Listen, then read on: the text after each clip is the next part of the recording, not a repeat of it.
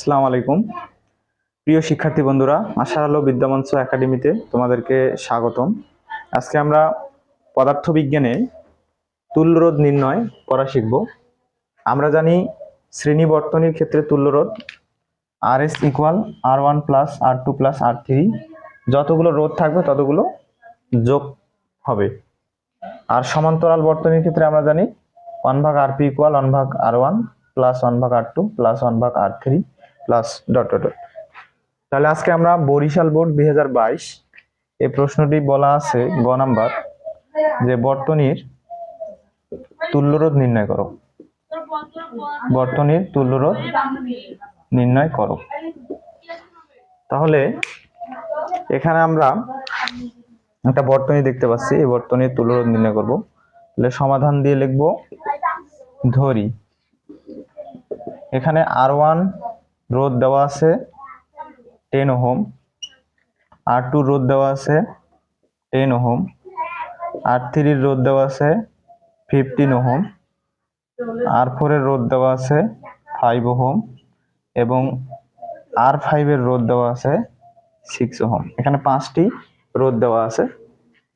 তাহলে আমরা এখানে দেখতে পাচ্ছি R2, R3, R4 এই প্রান্তদ্বয় R2 এর প্রথম প্রান্ত R3 এর দ্বিতীয় প্রান্তের সাথে, R3 এর দ্বিতীয় প্রান্ত R4 এর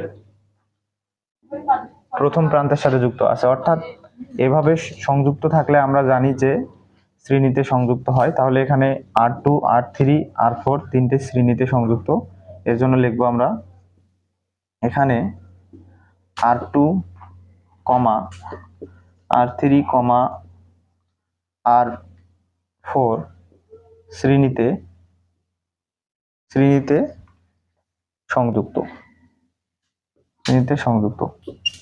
এদের তুল্যরোধ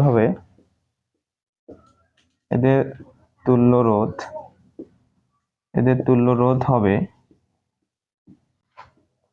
RS equal R2 plus R3 plus R4।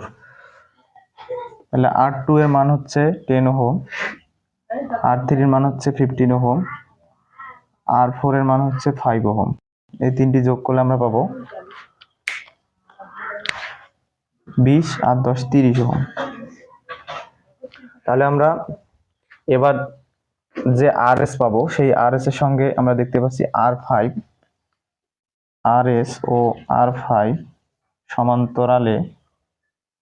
সমান্তরালে সংযুক্ত। তাহলে সমান্তরালে সংযুক্ত হলে এদের তুল্য রোধ হবে 1/RP equal 1/RS plus 1/R5, এটা হবে 5। তাহলে 1/RS এর মান আমরা পাইলাম 30, 1/30 প্লাস R5 এর মান হচ্ছে 6, 1/6। তাহলে আমরা যদি ক্যালকুলেশন করি তাহলে পাবো 30 আর 6, এর লসাগু হবে 30, 1 যোগ 5 6 30, 5। তাহলে আমরা পাবো 6/30। তাহলে RP যদি আমরা এখানে 1/RP থাকলে শুধু RP এর মান বের করবো। RP এর মান হলে 30 উপরে উঠে যাবে আর নিচে হবে 6, কাটাকাটি করলে আমরা পাবো RP ইকুয়াল 5 ওহম। তাহলে RP এর মান পাইলাম 5 ওহম। এখন আমাদের এই RP আর হচ্ছে R1 শ্রেণীতে সংযুক্ত। তাহলে RP এবং R1 শ্রেণীতে সংযুক্ত।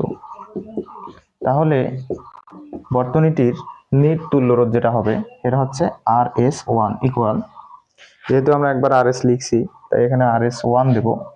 RS1 হবে, RP এর মান পাইছি আমরা 5 ওহম আর R1 এর মান হচ্ছে 10 ওহম। তাহলে আমরা মোট পাবো হচ্ছে 15 ওহম। তাহলে উপরোক্ত বর্তনীর তুল্যরোধ হবে 15 ওহম। আশা করছি তোমরা এটা বুঝতে পারছো এবং